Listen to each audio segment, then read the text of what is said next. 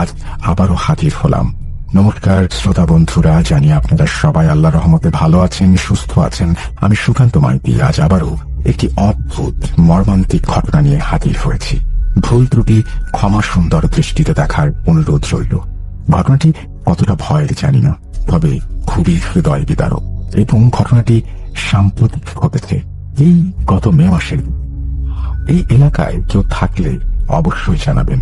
এই ঘটনাটি শেয়ার করেছেন ভূত.কমের একজন একনিষ্ঠ শ্রোতা মোহাম্মদ স্বপন শেখ, সিরাজগঞ্জ জেলার শাহজাদপুর উপজেলার খুকনি ইউনিয়নে গোপীনাথপুর গ্রামের বাসিন্দা।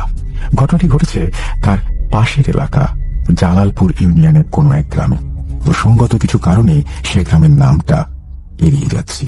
যাই হোক, স্বপন বলতে শুরু করে। ঘটনা ঘটে মে মাসের প্রথমের দিকে। হঠাৎ করে দুটি বাচ্চাকে খুঁজে পাওয়া যাচ্ছিল না। এই নিয়ে এলাকায় মাইকিং পর্যন্ত হচ্ছিল। ছেলে দুটো সম্পর্কে আপন খালাতো ভাই ছিল এবং বয়সও প্রায় একই, ওই 3-4 মাসের পার্থক্য আর কি। সেদিন রাত ভোর খোঁজাখুঁজি করেও ছেলে দুটোর হদিস মেলেনি। পরদিন সবাই দেখে যমুনা নদীর পার বাঁধার জন্য আমাদের এলাকায় যে প্রচুর বালির স্তূপ রাখা হয়েছিল, তার মাঝে একটি অগভীর ডোবা আছে, সেখানে বাচ্চা দুটোর লাশ ভেসে উঠেছে। বিষয়টাতে সবাই খুব অবাক হয়, কারণ গতরাতে ওই ডোবার মধ্যে নেমেও খোঁজা হয়েছে। মাত্র হাঁটু সমান পানি, এমনকি পাশে যমুনা নদীতে নেমেও খোঁজা হয়েছে, কিন্তু কোথাও পাওয়া যায়নি। এই নিয়ে এলাকার মানুষের মধ্যে অনেক তর্ক বিতর্ক শুরু হয়ে যায়। ডোবাটা খুবই অল্প গভীর, আর নদী থেকে ভেসে যে এখানে আসবে সেরকমও কোনো নালা বা খাল নেই। চারিদিকে বালুর স্তূপে ঘেরা। যাই হোক, পুলিশ এসে লাশ দুটোকে নিয়ে যায়। যদিও ময়না তদন্তে জানা যায় স্বাভাবিকভাবেই পানিতে ডুবেই মৃত্যু হয়েছে বাচ্চা দুটোর। এই মর্মান্তিক ঘটনা ঘটার 1 সপ্তাহ পর এলাকার পরিবেশ মোটামুটি স্বাভাবিক হলেও যে দুজন মা কোলের সন্তান হারিয়েছে তাদের অবস্থা খুবই বেহাল ছিল। আচ্ছা, এখানে বলে রাখি, ওই 2 বোনের মধ্যে বড় বোনের নাম রেহানা এবং ছোট বোনের নাম রোকসানা, ছদ্মনাম। তাদের মধ্যে রেহানার শ্বশুর বাড়ি আমার বাড়ি থেকে 1 কিলোমিটার দূরত্বে, আর রোকসানার বাড়ি নদীর ওপারে ওই 2-2.5 কিলোমিটারের মধ্যে, এবং তাদের বাপের বাড়িও আমাদের এলাকায়। আমার একটা চাউলের ব্যবসা আছে, দোকানটা আমাদের এলাকার বাজারেই। সেখান থেকে ছোট ব্যবসায়ী সহ এলাকার প্রায় সবাই পাইকারি ও খুচরো চাল কেনে। সেই সুবাদে এলাকার প্রায় সবার সাথেই আমার আলাপ বন্ধুত্ব গড়ে উঠেছে। রেহানা এবং রোকসানা আপার ছোট ভাই রাশেদ ভাইও আমার দোকানে চাল নিত। ঘটনার সপ্তাহখানেক পর একদিন রাশেদ ভাই চাল নিতে এলে আমি সেই মর্মান্তিক ঘটনার ব্যাপারে বিস্তারিত জানতে চাই। প্রথমে সে এড়িয়ে যায়, কিন্তু আমি একটু ধরাধরি করতেই এক প্রকার কান্নায় ভেঙে পড়ে। হাজার হোক, আপন রক্তের ছোট্ট 2 ভাগ্নের সাথে এরকম মর্মান্তিক ঘটনা ঘটে গেছে। আমি তাকে সান্ত্বনা দেওয়ার পর সে ধীর স্বরে বলতে শুরু করে। ঘটনার সূত্রপাত আজ থেকে প্রায় 8-9 বছর আগে। বড় আপু রেহানার বিয়ের 9-10 মাস পর ছোট আপু রোকসানারও বিয়ে হয় নদীর ওপারে পাশের গ্রামে। এরই মাঝে একটা সমস্যা দেখা দিতে শুরু করে। রেহানা আপা কোনোভাবেই সন্তান ধারণ করতে পারছিলেন না। প্রথমে বিষয়টা সবাই স্বাভাবিকভাবে নেয়। স্বাভাবিক নিয়মে দুলাভাই রেহানা আপুকে ডাক্তার দেখায়, কিন্তু ডাক্তারের রিপোর্টে কোনো সমস্যা পাওয়া যায় না। এরপরে দুলাভাই আপুকে সান্ত্বনা দেন এবং আশ্বস্ত করে ক্রমাগত চিকিৎসা করিয়ে যাচ্ছিলেন। তবুও আশানুরূপ কোনো ফল পাচ্ছিলেন না তারা। বোঝেনি তো, গ্রাম বাংলার মেয়ে, নানান রকম কথা শুনতে হয়। এক পর্যায়ে আপু নিজের থেকেই টুকিটাকি কবিরাজি চিকিৎসা শুরু করে, অথচ তাতেও কোনো ফল হয় না। আগেই বলেছিলাম, ইতিমধ্যে রোকসানা আপুরও বিয়ে হয়ে গেছে, কিন্তু দেখা গেল 6-7 মাস কেটে যাওয়ার পর তারও বাচ্চা ধারণের কোনো লক্ষণ দেখা গেল না। একইভাবে ছোট দুলাভাই রোকসানা আপুকে ডাক্তার দেখায়, চিকিৎসায় সবকিছু ঠিক থাকলেও কোনো ফল মেলে না। সবাই দুশ্চিন্তায় পড়ে যায়।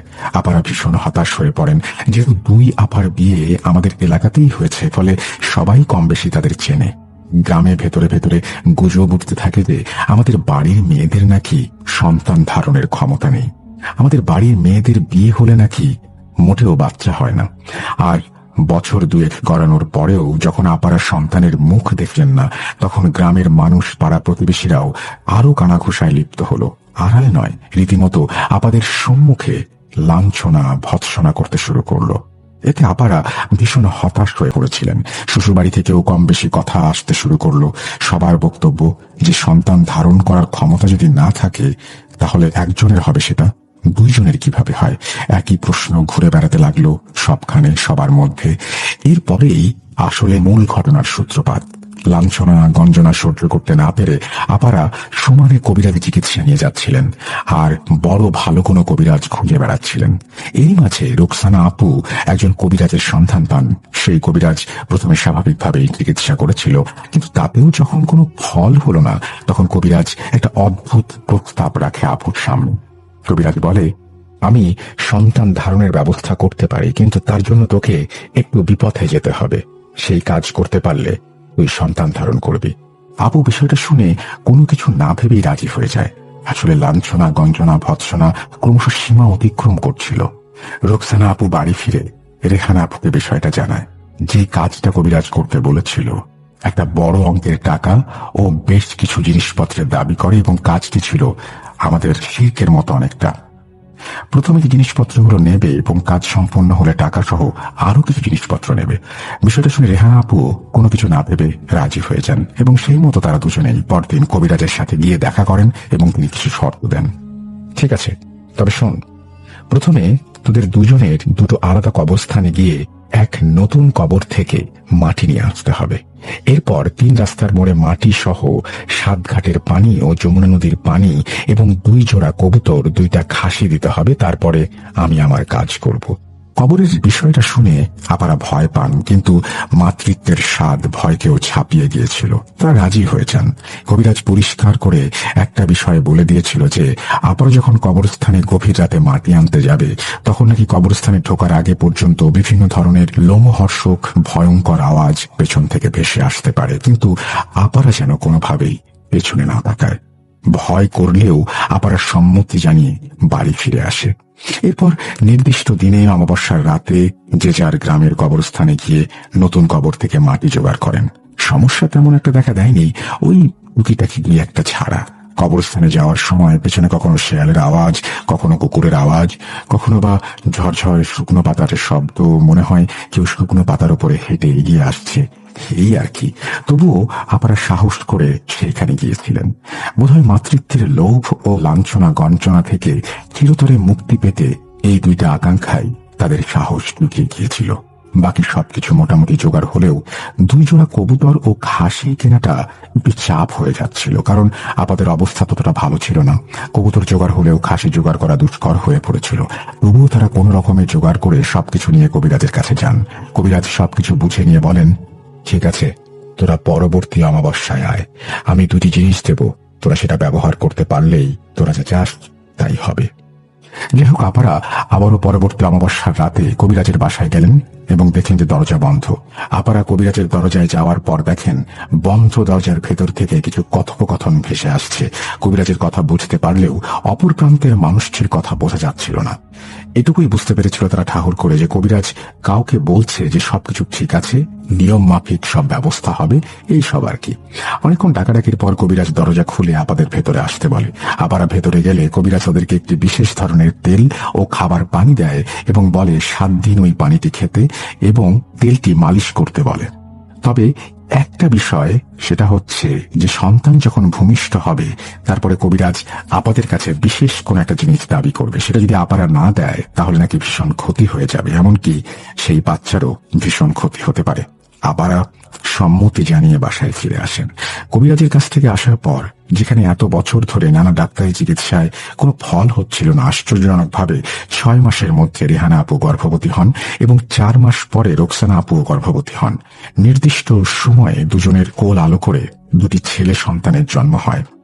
এলাকাবাসী যেমন বিস্ময়ে অবাক হয়ে বিষয়টি দেখেছিল, তার থেকেও 2 পরিবার খুবই আনন্দের মধ্যে ভেসেছিল। এর মধ্যে তারা কবিরাজকে দেওয়ার কথা বেমালুম ভুলে যায়। ছেলেদের নিয়ে খুশিতে মেতে থাকে। দেখতে দেখতে বেশ কয়েক মাস কেটে যায়। একদিন কবিরাজ তাদের সঙ্গে হঠাৎ দেখা করে। কবিরাজ খুবই রাগান্বিত হয়ে বলে, কি ব্যাপার, কথা মতো তোরা এলি না? 3 মাস হয়ে গেল, রোকসানারও তো বাচ্চা হয়ে গেছে, তবুও তোরা কথা রাখিসনি। যাদের মাধ্যমে তোদের গর্ভে সন্তান এসেছে তাদের তো আর আটকাতে পারছি না। আর যদি দেরি হয় তাহলে জিন তোদের এবং তোদের বাচ্চাদের ভীষণ ক্ষতি করবে। তোরা সামনের অমাবস্যার রাতে আমার সাথে দেখা করবি। এই বলে কবিরাজ চলে যায়। এদিকে রেহানা আপু কবিরাজের কথা শুনে ভয়ে পড়ে যান। সত্যি তো, প্রায় 6 মাস কেটে গেছে। বড় আপার বাচ্চার বয়স 6 মাস, ছোট আপার বাচ্চার বয়স 3 মাস, কিন্তু তখনও পর্যন্ত তারা কেউই কবিরাজের কাছে যায়নি এবং তারা তার দাবি দাওয়াও পূরণ করেনি। আর দেরি না করে পরের অমাবস্যায় তড়িঘড়ি করে আপারা কবিরাজের বাসায় যান। সন্ধ্যা নামলেও তখনও পশ্চিমের আকাশে হালকা রক্তিম আভার রেশ ধীরে ধীরে অমাবস্যার অন্ধকারে ডুবছিল। তারা এবারে কবিরাজের বাড়ির দরজার বাইরে কিছু ফিসফিস কথা শুনতে পায়। এবারেও কবিরাজের কথা বুঝতে পারলে অপর প্রান্তে থাকা ব্যক্তিদের কথা শোনা যাচ্ছিল না। তবে এইটুকু আপারা আন্দাজ করতে পারছিলেন ভেতরে কেউ কবিরাজের সঙ্গে তুমুল ঝগড়া করছে। বেশ কিছুক্ষণ এইভাবে চলার পর কবিরাজ হঠাৎই দরজা খুলে আপাদের সামনে দেখে আতঙ্কে বিস্ময়ে চেঁচিয়ে ওঠেন, এই তোদের জন্য আজকে আমার এই দুর্দশা। তোরা যদি দ্রুত আমার বলা শর্তগুলো পূরণ না করিস তাহলে কিন্তু ফল ভালো হবে না। আমি মরতে নারাজ। নিজের প্রাণ বাঁচাতে আমি সেই শয়তান জিনদের তোদের বাচ্চাদের পেছনেই লেলিয়ে দেবই বলে রাখলাম। আপারা পরিষ্কার করে কবিরাজের কাছে শুনতে চায় যে কি চায় সে। কবিরাজ ভয়ার্ত কণ্ঠে বলে, সেই শয়তান জিনগুলো এখন খেপে গেছে। এদের শান্ত করতে হলে তোরা 2 বোন মিলে 2 মণ করে 4 মণ মিষ্টি, 2 জোড়া রাম ছাগল অবশ্যই দিবি। 2 জোড়া রাম ছাগলের মূল্য বাংলাদেশি টাকায় প্রায় 3 থেকে 4 লক্ষ টাকা এবং মিষ্টির দামও নেহাত কম নয়। আগেই বলেছি 2 বোনের অবস্থা ততটা সচ্ছল ছিল না। এতগুলো টাকা একসঙ্গে তারা বের করতে পারবে? আপারা বিনীতভাবে অনুরোধ করে কবিরাজকে বলে, যদি টাকাটা কিছুটা কমানো যায় তাহলে এটা তাদের পক্ষে দেয়া সম্ভব হবে, না হলে সম্ভব না। সেই কথা শুনে কবিরাজ আবারও চরম খেপে যায় এবং চেঁচিয়ে উঠে বলে, তোদেরকে আগেই বলেছিলাম যা চাইবো শর্ত মাফিক তাই দিতে হবে, নইলে ভীষণ বিপদ। তোরা যদি এখন রাজি না থাকিস তাহলে তোদের বাচ্চাদের প্রাণ নিয়ে টানাটানি হবে। এই পর্যায়ে রেহানা আপু চুপ থাকলেও রোকসানা আপু রীতিমতো রেগে যায় এবং বাত বিতণ্ডার ঝগড়াঝাটি শুরু করে দেয় কবিরাজের সাথে। আপু চেঁচিয়ে বলে ওঠে, যত সব ভণ্ডামি! আল্লাহ যদি বাচ্চা না দেয় তাহলে কি বাচ্চা হতো? তোমার এই ভণ্ডামি বন্ধ করো। এত কিছু দেওয়া আমার পক্ষে সম্ভব না। আরো কিছু কথা কাটাকাটির পর আপু ভীষণভাবে খেপে গিয়ে কবিরাজের সামনে যত জিনিসপত্র ছিল সব লন্ডভন্ড করে, লাথি মারে। রেহানা আপুকে নিয়ে সেখান থেকে তারপরে চলে আসে। আসার সময় কবিরাজ পেছন থেকে চেঁচিয়ে বলে, ঠিক আছে, যা যা, তোদের কিছু দিতে হবে না, খুব শীঘ্রই তোরা টের পাবি। আরো বেশ কয়েক মাস কেটে যায়। বাচ্চারা তখন ধীরে ধীরে হামাগুড়ি দিতে শুরু করে। এরই মাঝে একটা অদ্ভুত বিষয় শুরু হয়। একদিন রেহানা আপু দেখে ছেলে হঠাৎই সন্ধ্যার পর থেকে ভীষণ কান্নাকাটি করে। সে কান্না থামতেই চায় না, সারা রাত কান্না করে। আপু বেশ দুশ্চিন্তায় পড়ে যায়। পরদিন রোকসানা আপুকে ফোন দিয়ে সব বলে। তার আগে রোকসানা আপু একই কথা বলে ওঠে, বাচ্চা দুটো প্রায় 1-1.5 কিলোমিটার দূরত্বে দুটো আলাদা আলাদা বাসায় বড় হচ্ছে, তা সত্ত্বেও একই সময়ে সন্ধ্যার পরে কেন বাচ্চা দুটি প্রচন্ড কান্না করে, মানে সে কান্না থামানো যায় না। এভাবে আরো বেশ কয়েকদিন কেটে যায়। ডাক্তার দেখিয়ে তবুও কোনো মতেই বাচ্চা দুটোকে সামলানো যাচ্ছিল না। নিয়ম করে প্রতিদিন সন্ধ্যার পরেই বাচ্চা দুটো কান্না শুরু করত।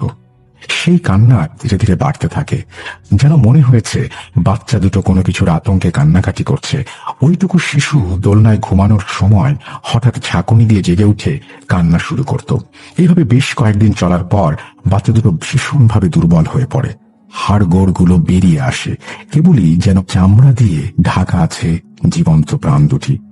বাচ্চা দুটো দিনের বেলায় স্বাভাবিক থাকলেও সমস্যাটা দেখা দিত শুধুমাত্র সন্ধ্যার পর থেকে সারা রাত। আপারা ভীষণ চিন্তায় পড়ে যান। হয়তো ঝামেলা হবার পর কবিরাজ বোধহয় কিছু একটা করেছে। পরিস্থিতি ক্রমশ বেহালের দিকে যাচ্ছিল দেখে আব্বার নির্দেশে আপারা বাচ্চাদের নিয়ে চিকিৎসার জন্য আমাদের বাসায় কিছুদিনের জন্য থাকতে আসেন। তারা আমাদের পাশের মসজিদের ইমাম সাহেবকে বিষয়টা জানান। সবকিছু শুনে ইমাম সাহেব জানান যে মাগরিবের আজানের পর তিনি আমাদের বাসায় আসবেন। মাগরিবের পর ইমাম সাহেব কথা মতো বাসায় আসেন, কিন্তু বাসার সীমানায় ঢোকার আগেই নাউজুবিল্লাহ আস্তাগফিরুল্লাহ বলে পুনরায় ফিরে যান। আমি উঠোনেই ছিলাম। আচমকাই আঁখ থেকে ইমাম সাহেবের এইভাবে ফিরে যেতে দেখে খুবই অবাক হই এবং পিছু পিছু দ্রুত তার বাসায় যাই। সেখানে গিয়ে জিজ্ঞেস করতে উনি খুবই আতঙ্কিত স্বরে বলেন, দেখো রাশেদ, আমি এই কাজটা করতে পারবো না। সন্ধ্যাবেলায় নামাজ আদায় করে বাসা থেকে বেরোনোর পর থেকেই রাস্তায় কেন জানি অস্বস্তি অনুভব করছিলাম।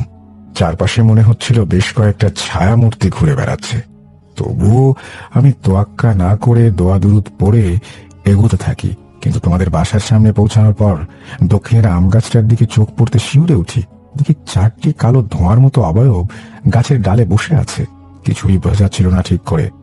আচমকাই অবয়বগুলো একসাথে যেন চাপা কণ্ঠে বলে ওঠে, ভেতরে যাচ্ছিস, লাশ হয়ে ফিরবি। সত্যি বলতে এরপর আমার আর সাহসে কুলায় নাই। আমার পক্ষে সম্ভব না। তোমরা অন্য কোনো বড় আলেম অথবা হুজুরকে দেখাও। সব শুনে আমি বাড়ি ফিরে যাই। রাতে আব্বার সাথে আলোচনার পর ঠিক করি সকালে আমরা শাহাদাতপুরের মাজারে যাব। সেই মতো পরদিন সকালে আমরা সেখানে যাই। আপনি তো জানেন সেখানে আল্লাহওয়ালা পরহেজগার কবিরাজ হুজুর থাকেন। সেরকম একজন হুজুরকে সমস্ত বিষয় খুলে বললে উনি বলেন যে ওনাদের বড় আলেমকে বিষয়টা তিনি জানাবেন। সেই মতে উনি আমাদের সেই বড় আলেমের কাছে নিয়ে যান।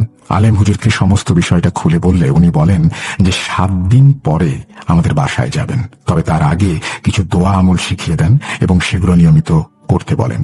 আর একটা লজ্জার বিষয় কি বলবো ভাই, সারাদিন মাঠে ঘাটে কাজ করি, গরিব মানুষ, ঠিক করে সময় বের করতে পারি না এবং আব্বাও কোনো সময় বের করতে পারেন না নামাজের জন্য। তবে আমরা সবাই জুম্মার নামাজ আদায় করতাম আলহামদুলিল্লাহ। আলেম হুজুর সেটা কেমন করে যেন বুঝে যান। উনি পরিষ্কার বলে দেন যে আমাদের সবাইকে নামাজি হতে হবে এবং প্রতিনিয়ত 5 ওয়াক্ত নামাজ আদায় করতে হবে, বাসায় কোরআন তেলাওয়াত করতে হবে। আমরা নিশ্চুপ মাথা নত করে সেখান থেকে বেরিয়ে আসি। যেহেতু সমস্যা হচ্ছে তাই আলেম হুজুরের নির্দেশে আমরা সেদিন থেকে 5 ওয়াক্ত নামাজ আদায় করা শুরু করি। আপনি তো জানেন আম্মা নাই অনেক দিন হলো, আর আমিও এখনো পর্যন্ত বিয়ে থা করিনি। শ্বশুর বাড়িতে থাকাকালীন আমি আব্বা নিজেরাই কোন রকমের একটু ডাল ভাত ফুটিয়ে নিজেদের পেট চালিয়ে নিতাম। এখন আপারা আসার পর ওনারা রান্না বাড়ির দায়িত্ব নেন। সেদিন সকাল সকাল আমিও আব্বা মাঠে চলে যাই। কাজ থেকে ফিরতে ফিরতে সন্ধ্যা হয়। রেহানা আপু রান্নাবাড়ি শেষ করে ঘরে চলে যান। রোকসানা আপু তখন রান্নাঘর গোছাচ্ছিলেন। গ্রাম অঞ্চলে কলতলা একটু দূরেই হয়। ছোট আপা সবকিছু গুছিয়ে হাত পা ধুতে কলতলায় যান। আমাদের কলতলার কাছে একটি বাঁশ ছাড় আছে। সন্ধ্যা নামলেও হালকা আলোর রেশ তখনও মেটেনি। বাঁশ ছাড়ের তলাটায় বেশ অন্ধকার নেমে এসেছে। আপু হাত মুখ ধুতে ধুতে হঠাৎই দেখেন বাঁশ ছাড়ের ভেতরে 2টি আগুনের মতো গোলা দপদপ করে জ্বলে উঠল। জ্বলন্ত চোখ দুটো ছাড়া কিছুই দেখা যাচ্ছিল না। রোকসানা আপু প্রাণপণে ছুটে বাড়ির দিকে যান। সেই সময় কয়েকটি ফ্যাঁস ফ্যাঁসে কণ্ঠস্বর পেছন থেকে বলে, দাঁড়া, দৌড়াচ্ছিস কেন? তোদের কাছে আমাদের জিনিসগুলো চেয়েছিলাম তা এখনো পর্যন্ত দিলি না, উল্টে হুজুরের কাছে যাস, কি মনে করেছিস? এই সমস্ত অনেক কিছু বলে হুমকি ধামকি দেয় এবং তারা সন্তান দুটোর ক্ষতি করবে বলেও একটা হুমকি দেয়। রুকসানা আপু আতঙ্কে প্রাণপণে ছুটে বড় আপুর ঘরে ঢুকে মেঝেতে পড়ে অজ্ঞান হয়ে যান।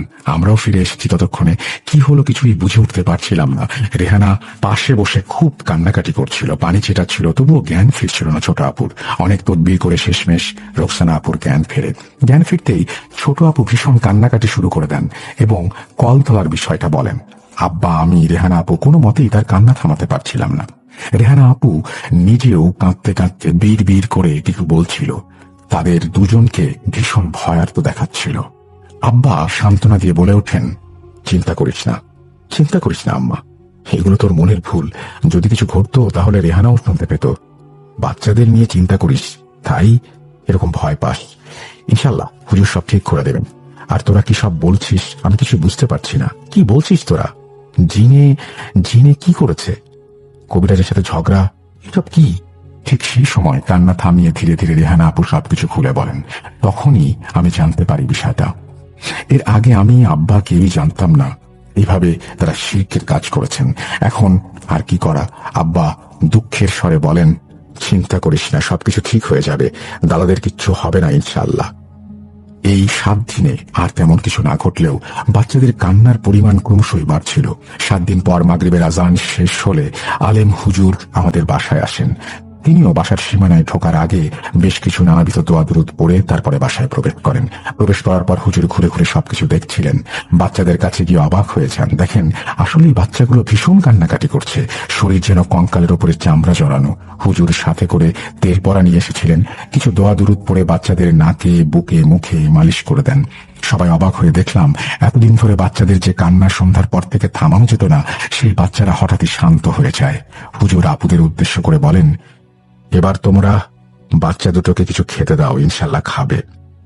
এরপর আরো কিছুক্ষণ বাড়ি ঘর দৌড় দেখে হুজুর চুপচাপ যাওয়ার জন্য প্রস্তুত হন আর আব্বাকে বলেন, কালকে আপনাদের মধ্যে কেউ একজন আমার সঙ্গে যেন দেখা করেন, কিছু জানানোর আছে, আজ বলবো না। এরপর উনি সালাম জানিয়ে চলে যান। পরদিন সকাল সকাল যথারীতি আমি আলেম হুজুরের কাছে যাই। যাওয়ার পর উনি বেশ গম্ভীর স্বরে কিছু কথা বলেন। দেখো, গত রাতে আমি তোমাদের বাড়ি যাওয়ার পর কেমন যেন একটা অস্বস্তি অনুভব করেছিলাম, যেন সারাক্ষণ পাশে কেউ ঘোরাঘুরি করছে, 3-4টি ছায়া সম্ভবত। এমনকি ফেরার সময় গাড়িতে ওঠার পরেও মনে হলো কেউ আমার পাশে বসে আছে, কিন্তু কাউকে দেখা যাচ্ছিল না। আমার সহচরী ছাত্রদের আহ্বান করতে ওরা এসে জানায় যে তোমাদের বাসার মধ্যে 4টি কালো ছায়াকে তারা ঘুরতে দেখেছে। তারা এও জানায় যে ফেরার সময় কালো ছায়াগুলো ভীষণ বিদ্রুপ করে গালাগালি করেছিল, এমনকি আমাকে নাকি শেষ করে দেবে হুমকিও দিয়েছিল। কিন্তু আপাতত তারা আমার কোনো ক্ষতি করতে পারেন। আসলে আমার ছাত্র জিনেরা সবসময় আমাকে সুরক্ষা দিয়ে থাকে। রাতে তারা এসে জানায় যে তোমার 2 বোন নাকি শিখ পদ্ধতিতে গুনাহ করেছে। যেহেতু স্বাভাবিক নিয়মে সন্তান ধারণ করতে পারছিল না, তাই কোনো এক লোভে নিকৃষ্ট কবিরাজের সাহায্যে সেই 4টি শয়তান জিনের সাহায্য নিয়েছিল। পরবর্তীতে কবিরাজের শর্ত মাফিক 2 জোড়া রাম ছাগল, 2 মণ মিষ্টি জিনদের দেওয়ার কথা ছিল, কিন্তু না দেয়ায় জিনগুলো অসন্তুষ্ট হয়েছে।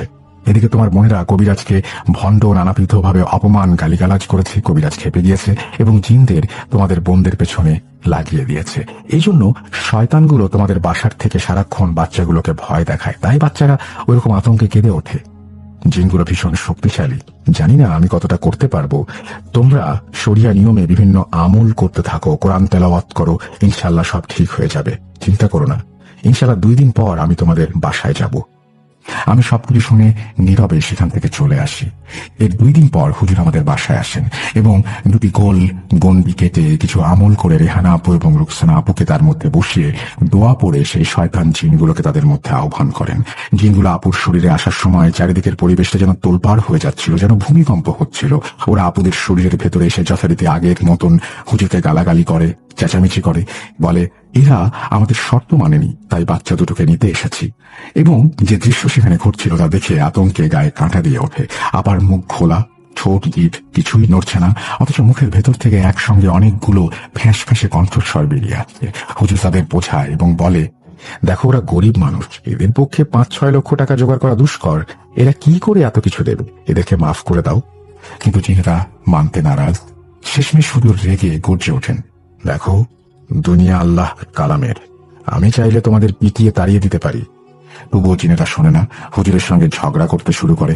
এক পর্যায়ে হুজুর রেগে গিয়ে কিছু তদবির করে ঝোলা থেকে একটি বিশেষ লাঠি বের করে তাদের পেটাতে শুরু করে। আশ্চর্যের বিষয় হলো, জোরে জোরে পেটানোর সত্ত্বেও আপারা যে কাঁদছিল, যেন মনে হচ্ছিল তারা না, তাদের ভেতর থেকে একসাথে অনেকগুলো মিশ্রিত কণ্ঠস্বর কান্নার সুরে বেরিয়ে আসছিল। এই সব বেশ কিছুক্ষণ চলার পর আমাদের ভেতর থেকে শয়তানগুলো একসাথে চেঁচিয়ে বলে, ঠিক আছে, আমরা চলে যাচ্ছি, কিন্তু এর প্রতিশোধ একদিন না একদিন আমরা নেবই। কতপয় হুজুর চেঁচিয়ে বলে ওঠে, তোরা কিছুই করতে পারবি না, আল্লাহ ভরসা। ঠিক সেই মুহূর্তে রেহানা আপু, রুকসানা আপু মাটিতে লুটিয়ে পড়েন। প্রায় ঘন্টাখানেক পর আপুদের জ্ঞান ফেরে। এরপর হুজুর তাদের বেশ কিছু আমল শিখিয়ে দেন এবং বলেন সেগুলো নিয়মিত পালন করতে, তাহলে আর কোনো সমস্যা হবে না ইনশাল্লাহ। হুজুর এও বলেন যে ওনার ছাত্র জিনেরা সবসময় বাচ্চাদের পাহারা দেবে। এরপর থেকে হুজুরের কথা মতো আপনারা নিয়মিত তদবির আমল করতে শুরু করেন, 5 ওয়াক্ত নামাজ পড়েন। এদিকে ধীরে ধীরে বাচ্চারাও সুস্থ থাকে, স্বাভাবিকভাবে বড় হচ্ছিল। এইভাবে বেশ কিছু বছর কেটে যায়, কোনো সমস্যা হয় না। বর্তমানে এই অঘটনের প্রায় 3-4 মাস আগে হুজুর স্বাভাবিক বার্ধক্যজনিত কারণে ইন্তেকাল করেন। ঠিক তারপর থেকেই আবারও সমস্যাগুলো দেখা দেয়। কিন্তু এতগুলো বছর স্বাভাবিকভাবে কেটে যাওয়ার ফলে আপারা ও আমরা কেউই ধারণা করতে পারিনি যে শয়তান জিনগুলো আবারও ফিরে আসবে। তবে বাচ্চা দুটো খেলতে গেলে মাঝে মাঝে ফিরে এসে আম্মাদের জানাতো তাদেরকে 4 জন মানুষ প্রায়ই ডাকে, এসো এসো আমাদের সঙ্গে, এসো, খাবার দেব, খেলনা দেব, এসো। আপারা ভেবেছিল হয়তো কোনো ছলে ছেলে ধরা ভুলিয়ে ফালিয়ে বাচ্চাদের ধরতে এসেছে। তখনও আমরা ধারণাই করতে পারিনি যে শয়তান জিন এভাবে এসে ঘুরে বেড়াচ্ছে। আপারা বাচ্চাদের যথারীতি বুঝিয়ে দেন যে এরকম কোনো মানুষ যদি লজেন্স, খেলনা, মিষ্টি দিয়ে ডাকে তাহলে যেন তারা না যায়। এরই মাঝে একদিন ভাগ্নে 2 জন আমাদের বাড়িতে বেড়াতে আসে। তার ঠিক 3 দিনের মাথায় অঘটন ঘটে যায়। সারাদিন মাইকিং হয়, এলাকায় খোঁজাখুঁজি হয়, কিন্তু ভাগ্নে দুজনের কোথাও খোঁজ পাচ্ছিলাম না। আশেপাশে সমস্ত ইউনিয়ন খুঁজে দেখি, কিন্তু খুঁজে পাই না। দেখতে দেখতে রাত হয়ে আসে, তবুও আমাদের খোঁজা শেষ হয় না। এদিকে আপারা কাঁদতে কাঁদতে প্রায় অজ্ঞান হয়ে মাঝরাতে হঠাৎই দুজনে একসাথে চেঁচিয়ে জেগে ওঠে এবং হাউমাউ করে কাঁদতে থাকে। আপাদের একটু ধাতস্থ করে জানতে পারি যে স্বপ্নে তারা দেখেছে 4 জন শয়তান জিন এসে আপুদের বলছে, তোদের বলেছিলাম না প্রতিশোধ নেবই, প্রাপ্য বুঝে নেব। এই বলে রাশেদ বুকে কেঁদে ওঠে। আমি তাকে শান্ত করে বাড়ি পাঠাই। এই ছিল ঘটনা ভাইয়া। কতটা ভয়ের জানি না, তবে বিষয়টা খুবই মর্মান্তিক। অত্র এলাকার কেউ শুনলে অবশ্যই বিষয়টা সম্পর্কে অবগত থাকবেন। এই বলে স্বপন থামে। পানিতে ডুবে মৃত্যু দুর্ভাগ্যজনক হলেও ব্যাপারটার মধ্যে কি সত্যিই কোনো অলৌকিকতা লুকিয়ে আছে তা বিচার করার আমি কে? যার সাথে ঘটেছে কেবল সেই এর মর্মান্তিক বিষয়গুলো উপলব্ধি করতে পারবে। আল্লাহ নিষ্পাপ শিশু দুটিকে জান্নাত দান করুন, আমিন। স্বপন ঘটনা পরবর্তী বাচ্চা দুটোর ছবি দিয়েছিল, যা খুব মর্মান্তিক। আপনাকে পাঠালাম। আর এই পর্যন্তই। আবারও হাজির হব অন্য কোনো এপিসোডে। ভালো থাকুন, সুস্থ থাকুন, ভূত.com এর সাথে থাকুন। আল্লাহ হাফেজ। এই বলে সুকান্ত মাইতি তার ঘটনা শেষ করেছেন।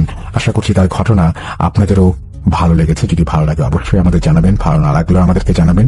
আমরা চলে যাব আমাদের পরবর্তী ঘটনায়। আশা করছি প্রথম থেকে শেষ পর্যন্ত ভূত.com এর সাথে থাকবেন আপনারা।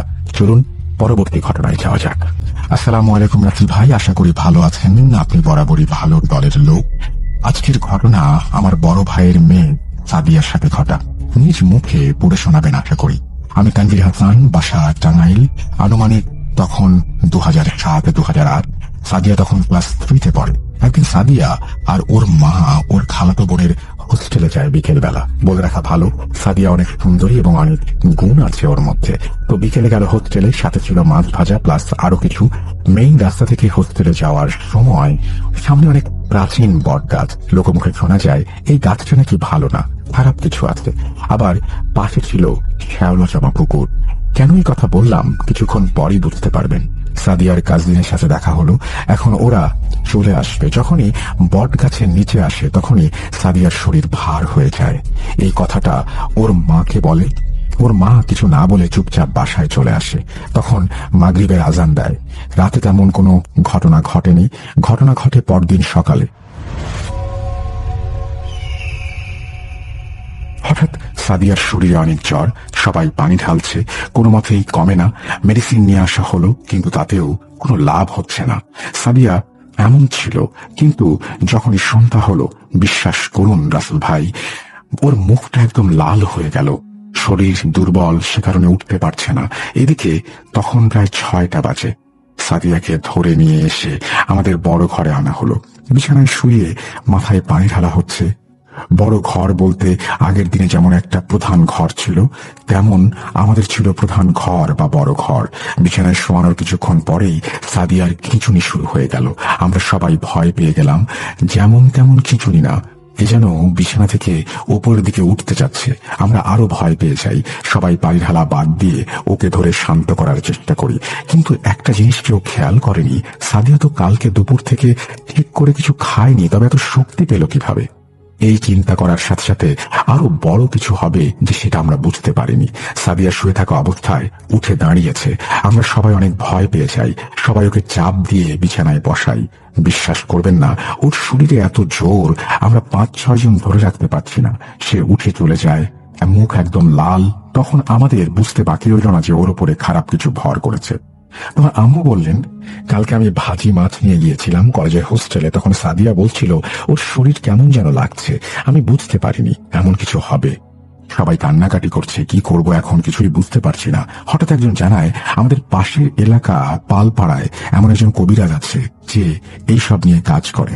আমরা রওনা হই সাদিয়াকে নিয়ে কবিরাজের উদ্দেশ্যে। 30 মিনিটের মধ্যেই আমরা চলে আসি। কবিরাজ তখন ধ্যানমগ্ন ছিলেন। সাদিয়াকে নিয়ে তার সামনে বসানো হলো। যখন সে চোখ খুলে তখন সে ভয় পেয়ে গেলেন সাদিয়াকে দেখে। তার চোখে ছিল ভয়ের ছাপ। কিন্তু সাদিয়াকে দেখে মনে হচ্ছে ও একদম স্বাভাবিক। কবিরাজ নামাজ পড়তে চলে গেলেন ভেতরে। তখন সাদিয়া তার আসনেই বসে আছে।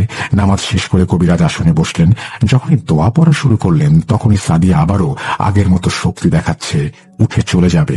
তখনই সবাই মিলে আবারও ধরে বসাই। আর তখন কবিরাজ সবাইকে বলেন পিছিয়ে যেতে, কেউ যেন ওকে স্পর্শ না করে। যদি কেউ স্পর্শ করে সাদিয়ার শরীর, তাহলে তার শরীরেও চলে যেতে পারে। এমন একটা ভয়ানক পরিস্থিতি তখন। তারপর কবিরাজ দোয়া পড়ে অনেক কষ্টে সাদিয়ার শরীর থেকে জিনটাকে বের করলেন এবং সেটা তার কাছে রেখে দেন। তারপর সাদিয়া সুস্থ হয়ে যায়।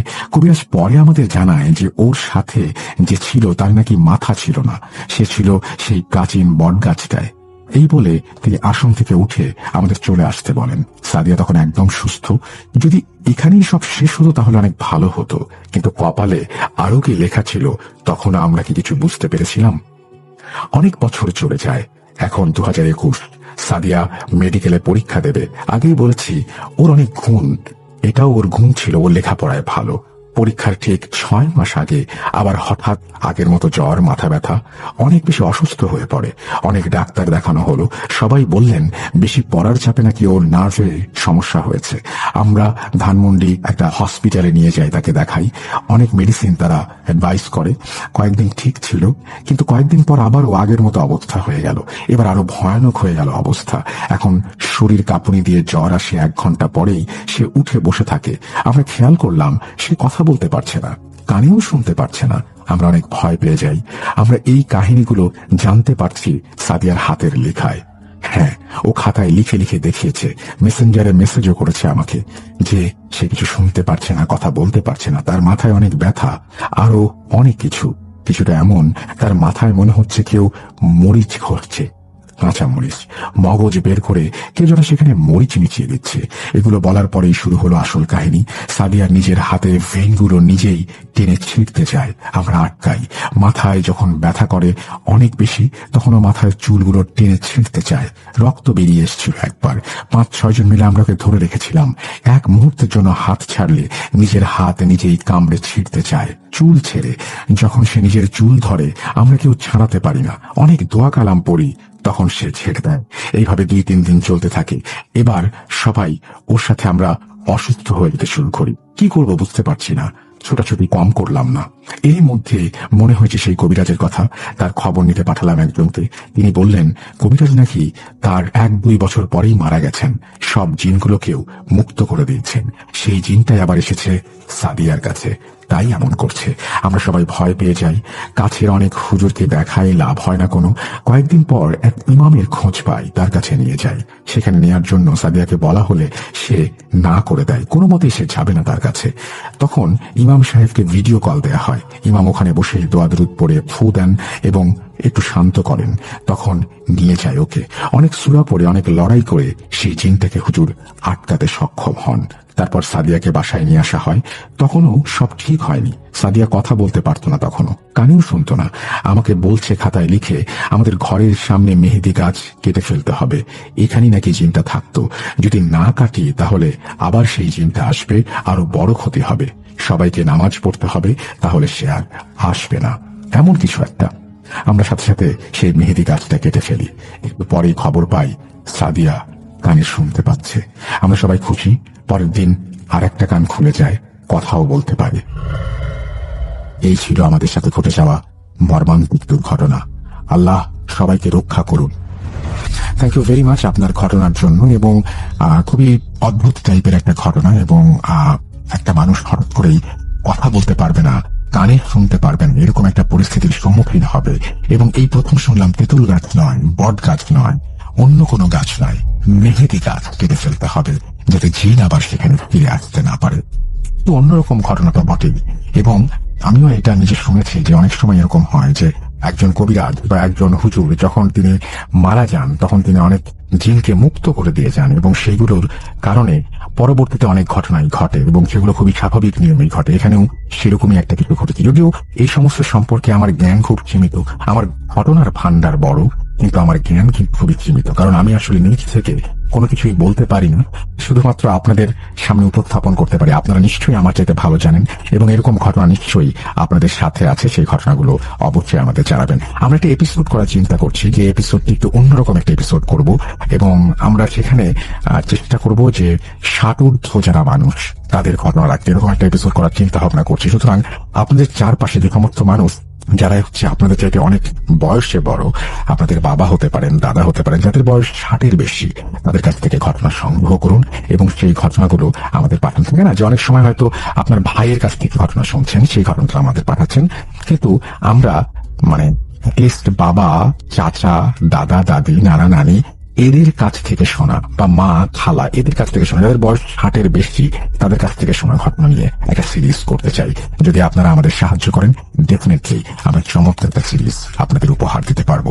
আপনারা শুনছেন ভূত.com, আমি রাসেল আছি সাথে, এবং আমাদের ইমেল অ্যাড্রেস হচ্ছে rasel.bhoot.com@gmail.com, যেখানে আপনার ঘটনাগুলো পাঠাতে হবে। এবং আমাদের ইউটিউব চ্যানেল হচ্ছে rjraselbhoot.com, যেখানে আপনারা রেগুলার ঘটনা শুনতে পাচ্ছেন। আমরা সর্বস্ব দিয়ে চেষ্টা করছি আপনাদেরকে আনন্দ দেওয়ার জন্য, এবং আপনারা সব জায়গায় সেই ঘটনাগুলো এই কারণেই শুনতে পাচ্ছেন যে আমরা চেষ্টা করছি যে শুধুমাত্র একদিন না, আরো কয়েকটা দিন যদি আপনাদের সামনে হাজির হতে পারি ঘটনা নিয়ে, যদি সম্ভব হয় তাহলে চেষ্টা করব সেটা। যাই হোক, আমরা চলে যাব আজকের পরবর্তী ঘটনায়, এবং আমরা আশা করব যে আপনারাও আমাদের ঘটনা পাঠাবেন। কথা না বাড়িয়ে চলুন ফিরে যাওয়া যাক। আসসালামু আলাইকুম প্রিয় লিসেনার্স এবং রাসেল ভাইয়া। আমি আমি সাধারণত লিখেই ঘটনাগুলো শেয়ার করি আপনাদের সাথে, কিন্তু আজকে মনে হইলো যে না, একটা ঘটনা আমি আসলে অডিও রেকর্ড করেও পাঠাই, যেহেতু কিছু ব্যস্ততার কারণে আমি লেখার সময় পাচ্ছি না। ছোট ঘটনা বলে ভাবলাম অডিও রেকর্ড করে আপনাদের সাথে শেয়ার করি। যাই হোক, এখন যে ঘটনাটা আমি শেয়ার করব, এটা আমার এটা আমাকে যিনি শেয়ার করছে, ওনার বয়স বেশ অনেকটাই হয়ে গেছে। ঘটনাটা 2003 সালের, এবং উনি তখন যুবক বয়সের ছিলেন। ওনারা যেটা করতেন, উনি গ্রামে ছিলেন, উত্তরবঙ্গেরই কোনো একটা জেলায় ওনার বাড়ি, আমি জেলার নামটা বলতেছি না। উনি ওনার পরিচয়টা গোপন রাখতে বলছেন আর কি। উত্তরবঙ্গের আপনারা জানেন যে শীতকালে কি পরিমাণ আসলে শীত পড়ে, এবং কুয়াশা তো মাত্রা অতিরিক্ত কুয়াশা পড়ে, যে শীত এবং কুয়াশায় অবস্থা খারাপ থাকে উত্তরবঙ্গের, যখন বেশ শীতকালের মাঝামাঝি চলে। তখন উনি এইরকম একটা শীতের সময়ে ওনাদের একটা ডোবা ছিল বিলের মধ্যে। বিল বলতে হচ্ছে ধানের জমির মধ্যে একটা ডোবা ছিল, যেটা ওনার বাড়ি থেকে বেশ খানিকটা দূরে। তো ওই ধানের জমির মধ্যে যে ডোবাটা ছিল, শীতকালে সাধারণত আপনারা জানেন যে ডোবার মধ্যে পানি কম থাকে, তো শীতকালে হচ্ছে ডোবাটা চেয়েছে অনেকেই মাছ ধরে। ওনাদের প্ল্যান ছিল যে ওনারা হচ্ছে ডোবাটা চেয়েছে, ওখানে ডোবাটা মাছ ধরবে। তো এক্ষেত্রে ওনার যে কাজিন ছিল, ওনার গ্রামের আরো প্রায় 7-8 জন কাজিন ছিল, সবাই মিলে একটা প্ল্যান করে যে তারা হচ্ছে মাছ ধরতে যাবে আগামীকাল। এবং যেহেতু গ্রামে যেটা হয় সাধারণত, যে সকালবেলা তারা খুব ভোরে মাছ ধরতে যায়, পানি খেতে দেয়। তো 2003 সালের ওই দিকের ঘটনা। তখন অনেক মানুষই যেটা করতো গ্রামে, আপনারা হয়তো যারা অনেক আগে গ্রামে থাকতেন তারা হয়তো জানেন যে বাঁশের একটা হোচা বলা হয় আর কি, আমাদের ওইদিকে আঞ্চলিক ভাষায়, আমি জানি না যে এটা অন্য জায়গায় কি বলা হয় আর কি, হোচা, যেটা দিয়ে অনেকেই আগে গরুর গোবর ফেলতে ব্যবহার করতো আর কি। তো এই হোচার হচ্ছে দুই পাশে দড়ি লাগায়, ওইটা দিয়ে একটা পদ্ধতিতে দড়ি টেনে টেনে পানি সেচ দেয় আগে মানুষ, পুকুর বা ডোবাগুলো বেশি সেচ দিত আর কি। এরকম একটা ওনারা পরিকল্পনা করে যে ঠিক আছে, আমরা তাহলে কালকে সকালে ভোরে যে পানি সেচা শুরু করবো আলো ফোটার আগে, এবং যখন ডোবা থেকে সব পানি বের করে ফেলা হয়ে যাবে, তখন বেশ সকাল হয়ে যাবে, তখন তারা নেমে মাছগুলো ধরে ফেলবে। এই কথা অনুযায়ী তারা যে যার বাড়িতে যে ঘুমায় পড়ে। তো ওনার যে বাড়িটা ছিল, ওনার রুমটা যেটা ছিল, সেটা ওনার পরিবারের যাদের রুম ছিল সেই রুমটা থেকে একটু সামনে, মানে উঠোনের সামনে কাছারি ঘর যেগুলো থাকতো, যেমন বাড়ির উঠোন পেরিয়ে কাছারি ঘর থাকতো, ওনার রুমটাও ছিল বাড়ির উঠোন পেরিয়ে কাছারি ঘরের মধ্যে আর কি। তো উনি কাছারি ঘরে ঘুমায় আছে, এইরকম একটা অবস্থা। হঠাৎ উনি খেয়াল করে ওনাকে কেউ ডাকতেছে বাইরে থেকে, ওনার নাম ধরে যখন কেউ ডাকতেছে, উনি হয়তো ঘুমের মধ্যে ছিল, একটা বা দুইটা এরকম একটা ডাক শুনছে। শোনার পরে উনি উঠে গেছে। ওনার ঘুম সহ হচ্ছে বেশ পাতলা, উনি যেটা বলে যে হালকা একটু শব্দ হলে উনি ঘুম থেকে জেগে যায়। তো ওনাকে নাম ধরে ডাকার পরে উনি উঠে পড়ে। ওঠার পরে উনি উঠে যখন দরজা খুলে বাইরে বের হয়ে আছে, তখন দেখে যে ওনার একটা কাজিন সে উল্টা দিকে ঘুরে আসছে, মানে ওনার দিকে মুখ করে নেই, উল্টা দিকে ঘুরে উল্টা দিকে ঘুরেই কথা বলতেছে যে কি ব্যাপার, তুই এখনো ঘুমাচ্ছিস? আমাদের তো মাছ ধরতে যাওয়ার কথা, খেসবি না? এখন উনি বলে যে হ্যাঁ, এখন কি ভোর হয়েছে নাকি, কি অবস্থা? তো ওই ওনার যে কাজিন সে বলতেছে যে এখন তো বেশ ভোর ভোরটাই হয়ে গেছে, চল আমরা আপাতত যাই, পানি চাষা শুরু করি, ওরা আস্তে আস্তে উঠে চলে আসবে না বাকি যারা। তো এখন বলে আচ্ছা ঠিক আছে। তো ওনার যে কাজিন ছিল সে রাস্তা দিয়ে হাঁটা শুরু করে ডোবার দিকে। এখন উনি বলতেছে আচ্ছা তুই যে হাঁটা শুরু করলি, পানি সেচার তো জিনিসগুলো নিয়ে আল। তো তখন উনি হচ্ছে পানি সেচার জন্য যে ওটার কথাটা আমি বললাম ওইটা নেয় এবং সাথে কিছু দড়ি নিয়ে উনি ওনার কাজিনের পিছনে পিছনে হাঁটা শুরু করে। উনি যেভাবেই হাঁটতেছে কিন্তু কাজিনের সাথে যে দূরত্বটা, মানে প্রায় 5 হাতের মতো বা তারও একটু কম হবে, এই দূরত্বটা কমতেছে না, বা উনি কাজিনের সাথে হাঁটতে পারতেছে না। উনি পিছনে পিছিয়ে হাঁটতেছে, ওনার কাজিন আগে আগে হাঁটছে। যখন ওনারা গ্রামের বাড়িগুলো পার করে মেঠো পথ ধরে, মানে বাড়ির রাস্তাটায় ধরে, তো তখন উনি খেয়াল করে যে চারপাশে একটা অন্ধকার অন্ধকার ভাব থাকলেও সাদা একটা, মানে কুয়াশার কারণে সাদা সাদা কিছু একটা বোঝা যাচ্ছে। তো বেশ ভালো পরিমাণ কুয়াশা তখন পড়ছে, এটা বোঝা যাচ্ছে। তো ওনার বন্ধু জমি থেকে আইল দিয়ে নেমে যায়। উনিও তখন বন্ধুর পিছে পিছে আল দিয়ে নেমে যায়। আল দিয়ে নেমে যাওয়ার পরে কিছু দূর পরে হচ্ছে ওনাদের ডোবাটা, অনেকগুলো ধান জমির মধ্যে। ডোবার পারে যখন চলে আসার পরে ওনার বন্ধুকে উনি বলে, সরি কাজিনকে উনি বলে যে তুমি হচ্ছে আম, এই ডোবাটা পানা দিয়ে ভর্তি ছিল, যে ডোবার এক পাশটা পানাটা পরিষ্কার করো, আমি ওটাতে দড়িগুলো লাগাবো। তো খেয়াল করে যে ওনার যে কাজিন ছিল, ওনার কাজিন পুকুরে নামতেছে না, আবার পানাগুলো ঠিক করতেছে। উনি নিজেই দড়িগুলো লাগায় পৌঁছাতে, লাগানোর পরে নিজেই পুকুরের ডোবার পাশে নেমে পানাগুলো একদিকে সরায় ওনার কাজিনকে বলে আচ্ছা তাইলে সেচটা শুরু করি। ওনার কাজিন দড়ির এক প্রান্ত ধরে ধরে ওই এক পাশে দাঁড়ায়, উনি দড়ির আর এক প্রান্ত ধরে আর এক পাশে দাঁড়ায়। এইভাবে পানি সেচা শুরু করে, হচ্ছে বেশ ভালো পরিমাণ পানি ওরা শুরু করে। ওনারা পানি খেতে সামনে একটা ফাঁকা জমি ছিল আইলিয়া, ওই জমিতে হচ্ছে পানিগুলো ফেলতেছে। এরকম যখন প্রায় 5-6 মিনিটের মতো সেচা হয়ে যায়, তো উত্তরবঙ্গে যারা থাকে তারা হয়তো একটা জিনিস খেয়াল করবে যে মাঝরাতে এমন হয় যে কুয়াশাগুলো অনেক সময় দেখা যায় যে মেঘের মতো ভেসে ভেসে যায়। ওনাদের মাঝখান দিয়ে, মানে কুয়াশা ওইরকম যেহেতু ফাঁকা জায়গা, মাঝখান দিয়ে কুয়াশাটা এরকম থেকে ভেসে ভেসে যাচ্ছে। উনি তখন ওনার কাজিনকে জিজ্ঞেস করে যে আচ্ছা এখন কখন সময় হচ্ছে, আমরা তো সেই তখন থেকে পানি সেচেই যাচ্ছি, কিন্তু ওরা এখনো মাছ ধরার জন্য আসতেছে না কেন? ওদের মনে হয় ডেকে আনলেই বেশি ভালো হয়। ওনার যে কাজিন সে কোনো কথা বলতেছে না, সে শেষ থেকে, এবং শেষ থেকে একটা পর্যায়ে যেটা হয়, ওনার কাজিন কি করে দড়িটা ধরে একটু জোরে টান দিচ্ছে, মানে এমন একটা ভাবে টান দিচ্ছে যাতে ইনি দড়ি ধরে অবস্থায় হোঁচট খেয়ে সামনে পড়ে যাবে। এইরকম কয়েকবার হওয়ার পরে হঠাৎ করে ওনার যে কাজিন অনেক জোরে দড়িটা টান দিয়ে ফেলে, এবং জোরে দড়িটা টান দেওয়ার ফলে যেটা হয়, উনি একদম হুড়মুড় করে ডোবার যেখানে পানাটা পরিষ্কার করছে ওখানে পড়ে যায়। ওখানে পড়ে যাওয়ার সাথে সাথে ডোবার পানি তো ওনারা অনেকটা, প্রায় 10-12 মিনিটে অনেকটা পরিমাণ খেঁচে ফেলছে।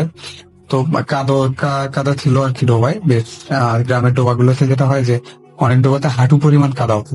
উনি কাদার মধ্যে একদম সবকিছু, জামা কাপড় সহ সবকিছু সহ শীতে কনকনা ঠান্ডা পানির মধ্যে উনি পড়ে যায়। উনি যখনই উপর হয়ে পড়ে যায়, পড়ে যাওয়ার সাথে সাথে উনি অনুভব করে যে ওনার ঘাড়ের উপরে কেউ লাফ দিয়ে উঠে ওনার ঘাড়টা একদম কাদার মধ্যে ভেসে যাচ্ছে। যখন এটা মানে উনি অনুভব করতে পারে, উনি কয়েক সেকেন্ডের মধ্যে এটা হওয়াতে বেশ ভয় পেয়ে যায় যে আসলে হঠাৎ এটা কি হলো, আমার কাজিন কেন আমার কাদার মধ্যে এরকম করে ভেসে ধরল। উনি হাত ঘুরে হাতটা, ওনার যে কাজিন যে কাদার মধ্যে ওনার কাঠটা ঠেসে ধরে আছে, উনি ওই কাজিনের হাতটা ধরে। যখন কাজিনের হাতটা ধরে তখন উনি একদম সেই পরিমাণে ভয় পেয়ে যায়, কারণ হাতটা ধরে, হাতটা অনেক নরম এবং লোমশ। জাস্ট ওনার হাতের নিচে ফিল হচ্ছে যে একটা লোমশ কিছু উনি ধরে আছে। একদম ভয়ে, মানে তখন কি করবে, মুখটা কাদার মধ্যে, কোনো নিঃশ্বাস নেওয়ার বুদ্ধি নেই। উনি জাস্ট হাতটা ধরে অনেক জোরে একটা ঝাঁকি দিয়ে লাফ দিয়ে উপরে, এবং লাফ দিয়ে উপরে উঠেই উনি যেটা চোখ খুলে যেটা সামনে দেখেন যে একটা লোমশ আকৃতির, যেমন হনুমান টাইপ কিছু হইলে যেরকমটা হয়, এইরকম কিছু একটা ওনার কাপ তখনও ধরে আছে। এবং তাপটাতে প্রচন্ড পরিমাণে জ্বালা করতেছে। উনি জাস্ট জোরে একটা লাঠি দিয়ে ওই প্রাণীটাকে ধরে একটা লাঠি দিয়ে একটা চিল্লান দিয়ে উঠে দৌড়ানো শুরু করে। তো যেহেতু শীতকাল এবং তখন কত রাত উনি বুঝতেছিল না, কোন দিকে দৌড়াবে এটাও বুঝতেছে না। ওনার মনে হইতেছে যে জীবন বাঁচাইতে হইলে ওনাকে দৌড়াইতে হবে। শরীর ভেজা, কাদা মাখামাখি অবস্থা, কনকনে ঠান্ডা পানিতে সবকিছু ভেজা, এদিকে প্রচন্ড বাতাস, ঠান্ডা বাতাস ওনার মুখে এসে লাগছে। উনি ভয়ে তখন দৌড়াইতে, তো দৌড়াইতে দৌড়াইতে ওনাদের যে বিলটা ছিল, এই বিলের মধ্যে একটা গাছ ছিল, একটা জায়গা ছিল। ওই জায়গাটা একটু উঁচু জায়গা। ওই উঁচু জায়গাটাতে যেটা হয় যে একটা গাছ ছিল, সেটা হচ্ছে রেইন ট্রি করাই গাছ ছিল। অনেকেই চিনে থাকবেন, গ্রামে যারা থাকেন তারা অনেকেই চিনবেন যে রেইন ট্রি করে। তো বেশ বড় একটা রেইন ট্রি করে গাছ ছিল ওখানে। গাছের যেটা হয় যে সাধারণত ওই গাছের চারপাশের যে জায়গাটা, ওইটা একটু মাটিতে উঁচু, এখানে কোনো ফসল ফলাতো না কেউ। আর হচ্ছে ওই জায়গাটাতে কিছু ঝোপঝাড় টাইপ, ছোট ছোট আগাছা টাইপ জন্মে থাকতো সবসময়। আর রেঞ্জি করাই গাছটা নিয়ে অনেকেরই কিছু ভীতি ছিল, বা গ্রামে অনেক কথা প্রচলিত ছিল যে ওই গাছে দুইজন কিছু সময়ের ব্যবধানে, মানে কয়েক মাসের ব্যবধানে গলায় দড়ি দিয়ে আত্মহত্যা করে। তো সাধারণত যারা রাত্রে বা সন্ধ্যায় জমিতে কাজ করতো, বা কাজ করতে করতে সন্ধ্যা হয়ে যেত, এমন কিছু লোক বলতো যে অনেক সময় দেখা যেত যে কেউ একটা আবছা কেউ বসে আছে রেন্ট্রি গাছের নিচে, এবং কাছে গেলেই দেখা যেত কেউ নেই। মানে এরকম অনেক কথা প্রচলিত ছিল। উনি যখন দৌড়ানো শুরু করে জমির মধ্যে দিয়ে দৌড়াইতে দৌড়াইতে একটা পর্যায়ে উনি ওই উঁচু জায়গাতেই হোঁচট খেয়ে ওই রেন্ট্রি গাছের নিচে পড়ে। যখন উনি পড়ে যায়, পড়ে যাওয়ার পরে, মানে পড়ে যাওয়ার আগে উনি খেয়াল করে যে হঠাৎ কয়েক সেকেন্ডের জন্য উনি পড়ে যাওয়ার সময় যে খেয়াল করে যে গাছের ডালে কিছু একটা উনি দেখে। উনি তখন মানে কয়েক সেকেন্ডের মধ্যে এটা দেখে উপর হয়ে পড়ে যায়। পড়ে যাওয়ার পরে উনি চিত হয়ে ঘুরেছে যে আপনি কি দেখলো। উনি আবার উনি ঘুরে সাথে সাথে উনি চোখের সামনে যেটা উপরে দেখতে পায়, উনি তো পড়ে আছে মাটিতে, এবং ঘোরার সাথে উনি দেখতে পায় যে উপরে ঠিক আবছা দেখা যাচ্ছে দড়িতে কেউ একজন ঝুলতেছে। মানে বাতাসে যদি ঝুলতে যেমন একটা হয়, ওই রকম উনি দেখতেছে গলায় দড়ি দেওয়া অবস্থায় কেউ একটা ঝুলতেছে, কিন্তু চেহারাটা বা ওইরকম আকৃতি খুব ভালোভাবে বোঝা যাচ্ছে না কুয়াশার জন্য, কিন্তু মনে হইতেছে কেউ একজন ঝুলতেছে। এইটা দেখার পরে ওনার আরো সেই রকম ভয় শুরু হয়ে যায়। কারণ এমনিতেই রাত, এখন রাত কত এটা বুঝতেছে না, অন্ধকার মতো একটা ভাব, তার মধ্যে একটা মরা গলায় দড়ি দেওয়া অবস্থায় ঝুলতেছে ওনার শরীরের উপর। এখন উনি কি করবে এটা বুঝতেছে না। উনি উঠে আবার জোরে একটা দৌড়ানো শুরু। উনি যখন দৌড়াচ্ছে তখন ওনার মনে হচ্ছে পিছন থেকে বেশ জোরে কিছু শব্দ ভেসে আসতেছে। শব্দগুলো এমন যে দেখা যাচ্ছে যে হচ্ছে শিয়াল ডাকলে গভীর রাতে যেরকম একটা শব্দ হয়, বা অনেকেই বলে কুকুর কান্না করে গভীর রাতে, কুকুর কান্না করলে যেরকম একটা শব্দ হয়, এইরকম কিছু শব্দ খুব জোরে ওনার পিছনে ভেসে আসতেছে ওই গাছের কাছ থেকে। তো ওনার চিন্তা যে এই গাছে যেহেতু আসছে, এখান থেকে সোজা যদি আমি দৌড়াই তাহলে মাটির যে রাস্তাটা, মেঠো পথটা, ওই মেঠো পথে যে উনি আবার উঠবেন। তো উনি দৌড়াতে দৌড়াতে বেশ সামনে যে মেঠো পথটা খুঁজে পান। ততক্ষণে আর শব্দগুলো অনেকটাই কমে গেছে পিছনে, এবং ওনার তখন মনে হয় যে আসলে যে লোমশ যে প্রাণীটা ছিল এইটা কোন দিকে গেল। আমি যে লোমশ প্রাণীটাকে রেখে আসলাম, এটা কি আমার পিছনে দৌড়াচ্ছিল, বা এটা কি আসতেছে নাকি। মানে উনি তখন আরো বেশি পরিমাণ ভয় পেয়ে যায়। এখন চিন্তা করে যে উনি যেখানে এসে উঠছে রাস্তার যে জায়গাটাতে, এখান থেকে উনি যদি ওনার গ্রামে বা ওনার বাড়ির দিকে যায়, তাহলে ওনাদের যে গ্রামের একটা কবরস্থান আছে, এটা পার হয়ে ওনাকে যেতে হবে। মানে এই ভয়ের অবস্থায় ওনার সাহস হচ্ছে না যে কবরস্থান পার করে উনি হচ্ছে গ্রামে যাবে। আবার এই রাস্তায় দাঁড়ায় থেকে এই সাহসটাও নেই, কারণ উনি গাছ থেকে মাত্রই একটা লাশ ঝুলতে দেখে আসলো, এবং এই প্রাণীটা যে এখন কই আছে, আবার এখানে এসে আক্রমণ করবে কিনা এটাও বুঝতেছে না। কিন্তু উনি তখন যেটা করে যে না, ওনার যা কিছুই হয়ে যায়, ওনাকে কবরস্থান দিয়ে দৌড়ে বাড়ি যেতেই হবে। উনি রাস্তা দিয়ে আবার দৌড়ানো শুরু করে বাড়ির উদ্দেশ্যে।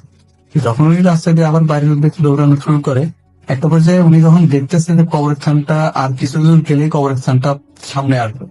তো শীতকালে যেটা হয় যে রাস্তায় কুয়াশা গুলো এসে গাছের সাথে রাস্তার দুই পাশে যেহেতু অনেক ধরনের গাছ থাকে, গাছের সাথে যে কুয়াশাগুলো ধাক্কা খেয়ে কুয়াশাগুলো পানি হয়ে ঝরে পড়ে।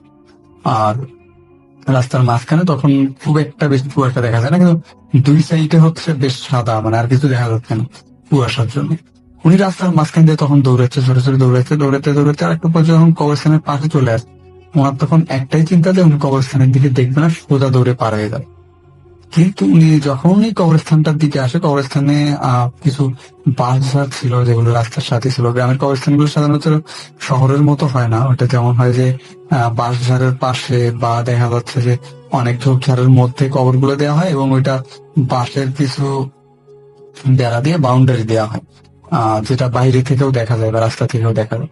তো উনি যখন দৌড়াতে একটা মনে হলো যে রাস্তার পাশে একটা বাঁশঝাড় এবং বাঁশঝাড়ে একটা কাফন করা লাশ দাঁড়ানো অবস্থায়, মানে বাঁশের সাথে হেলান দিয়ে দাঁড়ানো অবস্থায় একটা কাফন করা লাশ। Just এইটা দেখে ওনার মানে ভয়ে আর কিছু মনে হইতেছে না, দৌড়াতে পারতেছে না, পা থেমে গেছে। উনি তখন ভয়ে লাফ দিয়ে রাস্তার এক সাইডে চলে আসে। কিন্তু উনি যখন ভয়ে লাফ দিয়ে রাস্তার এক সাইডে চলে আসে, মানে কবরস্থানের ঠিক অপোজিটে, তখন রাস্তার পাশে থাকা দেখুন একটা গাছের সাথে ওনার মাথাটা বেশ সজোরে আঘাত করে। আঘাত করার পরে উনি রাস্তায় একদম পড়ে যায়। পড়ে যাওয়ার পরে উনি আর কিছু বলতে পারে না যে আসলে ওনার কি হয়ে গেল। তো তারপরে একটা পর্যায়ে উনি অনুভব করে যে বেশ ঠান্ডা লাগতেছে ওনার, এবং চোখ মেলে দেখে উনি তখনও রাস্তাতেই পড়ে আছে আর ওনার পাশে বেশ লম্বা একজন লোক দাঁড়ায় আছে। উনি তখন লাফ দিয়ে উঠে পড়ছে যে এইটা আবার কি। ওনাকেও খুব ভালোভাবে দেখা বোঝা যাচ্ছে না বা চেনা যাচ্ছে না, এরকম একজন লোক। ওই লোকটাও তখন ওনাকে বলতেছে যে আপনি আঁকতে ওঠেন, এত তাড়াহুড়ো করার কোনো দরকার নেই। তো উনি তখন বলেছে আচ্ছা আপনি কি, আপনাকে তো এখানে আগে কখনো দেখিনি, বা আমি এই কবরস্থানের পাশে পড়ে আছি, এখনো কি সকাল হয়নি? ওই লোক বলতেছে না এখনো সকাল হয়নি, আমি বেশ অনেকক্ষণ ধরে দেখতেছি তুমি এখানে পড়ে আছো, এই জন্য আমি তোমার এদিকে আসলাম। উনি বলতেছে যে আমি অনেকক্ষণ ধরে পড়ে আছি, মানে এখন কয়টা বাজে? আমি তো মাত্র এখানে পড়লাম। তখন ওই লোক বলতেছে যে না, তুমি মাত্র পড়ো নাই, আমি অনেকক্ষণ ধরে দেখতেছি তুমি এখানে পড়ে আসার জন্য আমি তোমার কাছে আসলাম। তখন ওই লোকটা বলতেছে তুমি উঠে কি দাঁড়াইতে পারবা? তো উনি বলছে হ্যাঁ আমি উঠে দাঁড়াইতে পারবো। উনি উঠে দাঁড়ায়, তো ওনার তখন শরীর তখনও কাঁপতেছে। লোকটা বলতেছে "আচ্ছা, তোমার কি হয়েছে?" উনি শর্টকাটে একটু বলে যে এই ব্যাপার, আমি তো এই কবরস্থানে এরকম একটা জিনিস দেখলাম। লোকটা বলতেছে আচ্ছা যাই হোক, তোমার বাড়ি কোন দিকে? উনি বলে যে এই যে সামনের এই রোড দিয়ে সামনেই আমার বাড়ি। লোকটা তখন বলে ঠিক আছে তুমি উঠে দাঁড়াও, আমি তোমাকে বাড়ি পর্যন্ত পৌঁছে দিয়ে। তো উনি হাঁটতেছে সামনে, লোকটা পিছনে। ওনার শরীরে তখন একটা ভয় ভয় কাজ করতেছে। লোকটা ওনাকে জিজ্ঞেস করে আচ্ছা তুমি কোথায় গেছিলে এখানে? উনি তখন বলে যে আমি হচ্ছে আমার কাজিনের সাথে ডোবায় গেছিলাম, ডোবার সাথে মাছ ধরতে, আমাদের মাছ ধরার কথা ছিল। এখন আমার কাজিনকে সাথে নিয়ে ওখানে গেলাম, যাওয়ার পরে হঠাৎ দেখি যে আমার কাজিন চোরে একটা টান দিয়ে পড়ছে।